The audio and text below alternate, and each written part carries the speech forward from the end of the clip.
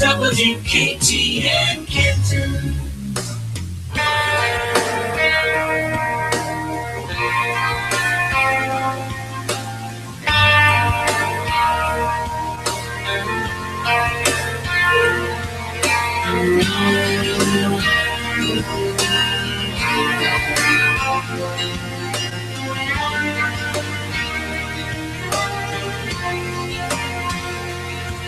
I hope you never lose your sense of wonder. You get your fill to eat, but always keep that hunger. Good evening. Welcome to the July 27th meeting of the Kenton City Schools Board of Education. Roll call, please. Mr. Blue, Present. Mr. Brim, Here. Mr. Householder, Here. Mr. McCullough, Here. Mr. Watkins. Yes. It's 4 years. All rise. Join the pledge, please. I pledge allegiance to the flag of the United States of America and to the republic for which it stands, one nation, under God, indivisible, with liberty and justice for all.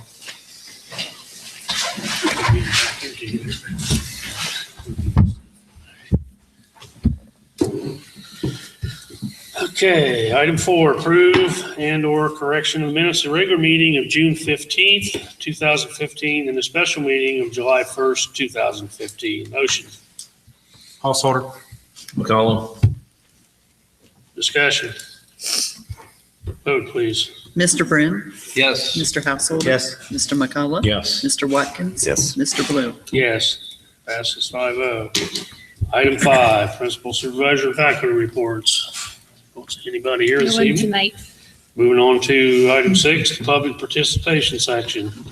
The only thing we have on the agenda tonight under 6A is a public hearing for reemployment of Kevin Kapanka, high school science teacher. Kenton City Schools will take action on Mr. Kapanka's rehire at a special board meeting of education meeting in August 12th, 2015 at 8:30 a.m. Anybody wish to make a comment or have anything to say? You don't have to. Oh, hello. Welcome. All right. Great. Move on to item 7, reports to the treasurer. Approve the following: cash position, check register, receipts, investments, and budget versus actual. Motion, please. Watkins. Second. Brim. Discussion. You want to discuss? Not really. All right. Vote, please. Mr. Householder. Yes. Mr. McCullough. Yes. Mr. Watkins. Yes. Mr. Blue. Yes. Mr. Brim. Yes.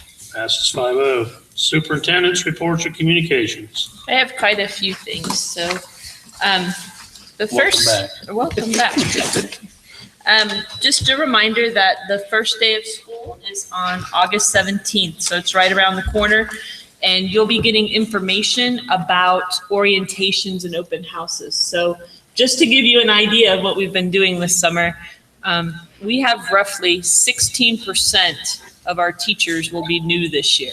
And that's new to Kenton City Schools. And that's a pretty large number.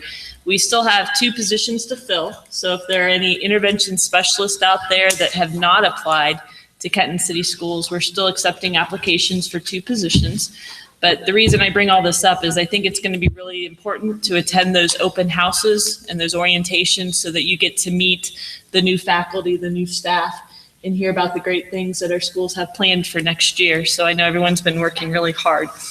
So that's the new school year in a nutshell. The other thing that I do want to share is just a little bit of information about some grants that we had talked about last spring that we were applying for.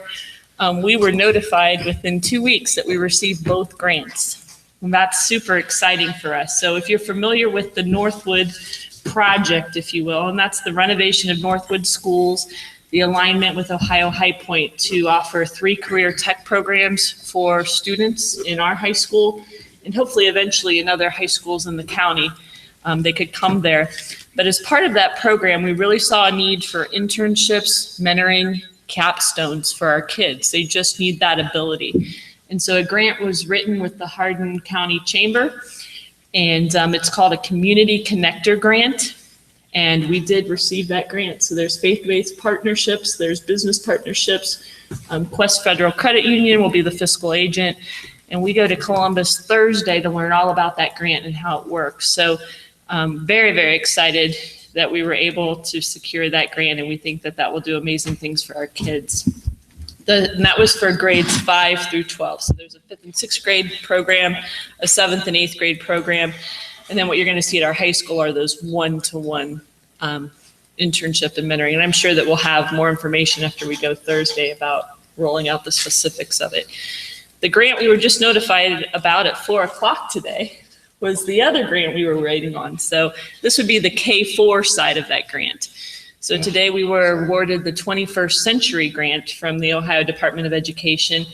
And that will probably be in about the amount of about $220,000. And what that program is going to do is allow us to do interventions before and after school for our students that are at risk in areas of reading, math, and even the science areas.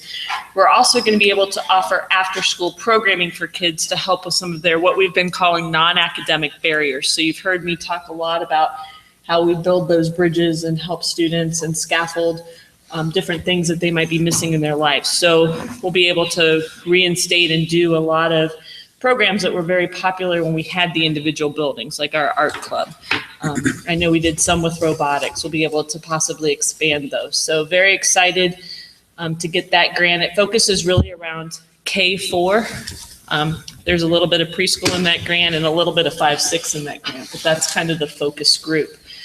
And if you saw the recent article in the Kenton Times about the 3rd grade reading scores, I just thought that I should clarify a little bit about what you saw in that chart and about what the Kenton City Schools are doing and how we're working on things. So first of all, the chart that was in the paper was about the spring assessment. So even the big chart that you saw was about the second administration of that test. So understand that test is given in the fall and it's given in the spring. And so I just want to be clear that that was all about the second administration of the test. What Kenton City Schools do, and a lot of districts do across the state, is that when the kids take that test in the fall, if they score in the highest category, which would be advanced, and we had over 30 kids that were advanced, we don't make them test again. There's no reason for a child that's in the highest ranked category to take it again. So none of those students were tested in the second round of that test. But every other student we let take it because they can get better. They can improve, they can do things. And I will tell you that the final data is not really released yet. I'm pretty sure that they're getting close, but the chart that I gave you shows that Kenton's anticipating that our score will be about 84.1%, and that would be proficient or higher. So 80% means that you meet the indicator. So we're confident that we'll meet that 3rd grade reading indicator. And then all the other scores from the county are also on the chart based, and all this data can be taken right off the ODE website. So if you look back to what our composite score was for 3rd grade since 2010, we've been hovering in the 80% range. So between 80.2, and I think our highest was 89.4. We really haven't broke 90 yet.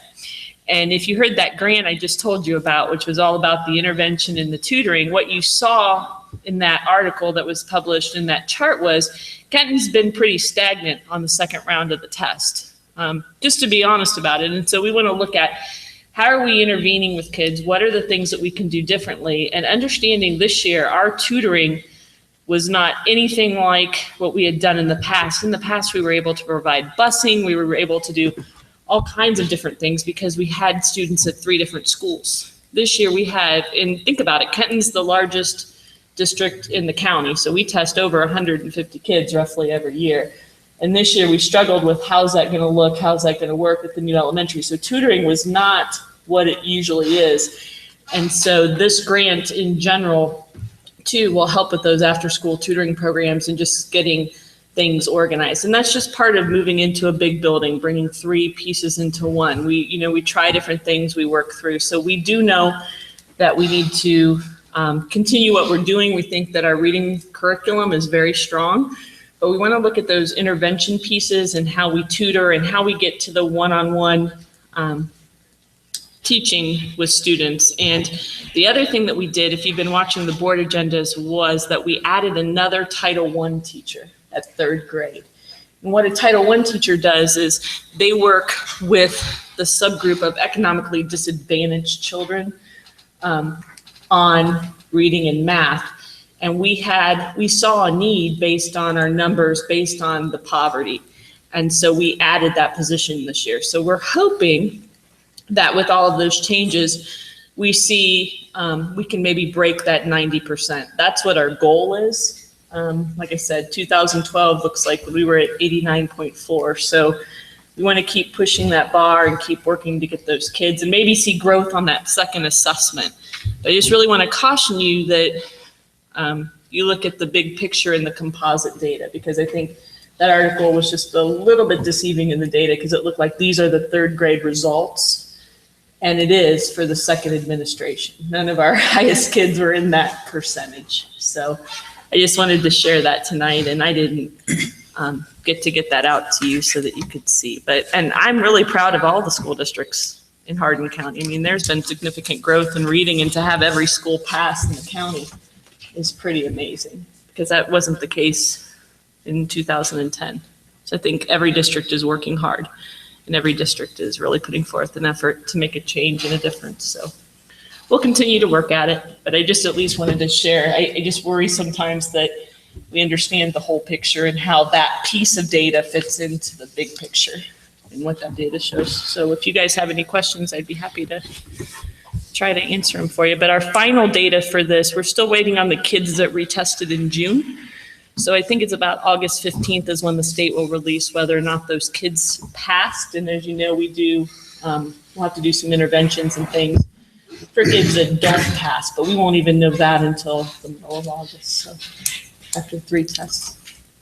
All right. Well, thanks for the information on that update, and congratulations on the receiving of those grants. I know we apply for a lot of grants during the year, and we've been very successful since you became superintendent, and we really appreciate the work and effort put into that.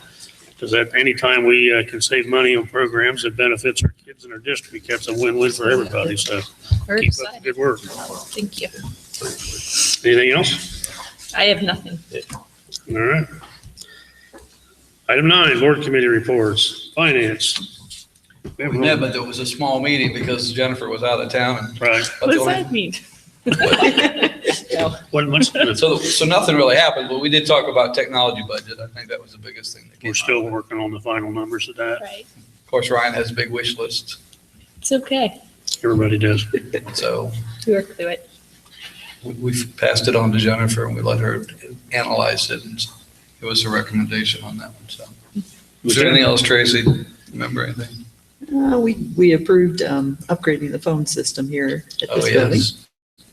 And then we did also approve something at the high school, some renovation with their wiring, I believe. Right. Our goal within the next 3 years would be to get the entire district on the same phone system that the elementary is. So that would be a phone in every classroom, every classroom. And our older buildings, our middle school and high school, aren't set up that way. And the problem that we're having with our current phone system is that we don't have things like caller ID. If you've ever left a voicemail for me, it might take a couple days to get returned because I can't access voicemail unless I'm at the phone or Linda's at the phone and calls me. So there are just some barriers that we have, and it's no one's fault. It's just that the phone system needs to be upgraded. So those are the changes that we're working through, and have a long-term plan to get the entire district on the same system. Sounds like it ought to work. Okay, item B, facilities committee. Didn't really have a meeting. We but haven't I met with Doug. formally. Met with Doug a couple of times. We were up in Northwood. They had some water coming into the buildings with some of those heavy rains we had. And there's probably some seals bad on one or two of the doors that haven't been addressed yet. But the basic problem that we talked about was that the catch basins that surround the outside of the building are not letting water get away quick enough. And we were looking at them, and there's a tile that runs off of the southwest corner that goes over towards the street into what should be a catch basin. It shoots over that way. And we had the city come up and look at it because a new catch basin has been put in there and there's no tile coming from our catch basin. And they said, well, there was nothing there before they put the catch basin in. I said, well, it runs right to it. So I said, either we missed it or you missed it, or it was underneath it and tied in one of the old clay tile that used to be in there. So they're going to dig that up, and if they overlooked hooking that tile in, they'll fix it at no cost to us. If it was into the old county tile, there will be some cost to us. So it shouldn't be, they'll have it dug up anyhow. It shouldn't be a major cost. So the sidewalks collapsed right where it goes into. So that's another sign that it's probably And the not tiles permanent. collapse, yeah. So a piece of sidewalk have to be replaced because the catch basin's right on the edge of the sidewalk. Mm-hmm. At the inside of the building, they cleaned it all back up, what little water got in. Some of the water got in the basement. There's some, over time, it seems that the ground kind of builds up around your building and the water is channeling towards the building instead of away from it. So we may have to put a swell in there and run that right to those catch basins once we get that catch basin straightened out. Because there's some vents coming out of the basement that line right up with where the water runs. And we all realize this has been an extremely rainy year, that we haven't had for a while, so. But again, those are just maintenance things that Yeah. show up after a period of years. Right. And it's not really, most of the water was into the basement area or into that doorway, but there was significant enough that we need to take care of it. Well, once we become aware of it, we can fix it. So the city's supposed to take care of that for us. Okay. The carpet was down on most of the building, and the floors have all been painted and sealed. It's looking really well. It's taking shape. Windows and all those things are put in place. The doorways are all in. Air conditioning appeared to be in. I don't know if it was working. I assume it was. I haven't heard yet. It was early in the morning. I couldn't tell. I didn't ask, but all the units were in. So it looks like it's getting real close. Okay. Anything else on any of the other buildings? Didn't hear anything on the new building. I did, one of the neighbors said that that row of lights that goes up towards the bus drive, they were out there and worked on them. He said they only lasted for about 3 hours and they quit again. So you can keep an eye on that and make sure that gets tended to. And I know an email was sent to Dan Shockey. I saw that go through, so I know they're trying to figure out what's going on up there. Yeah, I know they've been at it a couple times, but And I think they also have gotten the freezer fixed as well. I mean, there was one more glitch with that flap where it's just catching right at the end before it closes. So Okay. those were the two things that I still know they were working on this week, but they're on it, so. I hadn't heard anything, so I figured that must have been taken care of, but we'll have to keep an eye on it. Anybody else have anything? All right, extracurricular committee. I don't have anything on extracurricular. Probably coming back to Tom a little bit. Last week, we were cleaning the egg shop out. We've got all the benches out. The walls are cleaned and are ready to be washed and painted there. So I don't know where we're at on schedule for that, but that'll have to be done next before they put the screens in and wire it for the welders. But it looks a lot different. Yeah. One note I will say, and I said something to Tom, we use the old brown truck, the school dump truck. It's been a really good old truck, but I think it's time to retire it. It's getting pretty sad. I'm afraid it's going to have the Fred Flintstone braking system pretty soon if it doesn't get replaced. Well, and just to bring you up to speed, part of the purchase that we did back in maybe May was to align with our bus transportation software. And in that is a whole fleet program where Brian is actually working on logging every piece of equipment. And Tom helped with this on what needed to be. I pushed. Well, you helped with identifying the pieces though. So we'll actually be getting a report that shows every piece of equipment that the district owns, its mileage, its maintenance logs, all of those things. And so the system will also help our mechanics keep up and stay abreast of when oil needs changed or when something needs maintenance. And it will help guide them because the amount of vehicles that they're dealing with now has really grown since our busing has grown. So I think that this will help us. And we've just purchased some new buses. So they do a really nice job of maintaining things. So we just need to track it and be able to watch.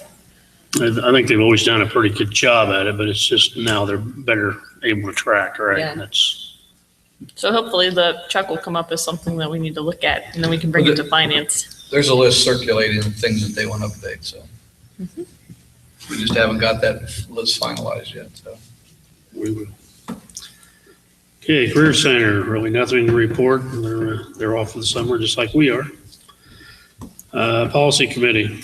We have not met, and Neola hasn't put anything new out for us to. Nothing new right now.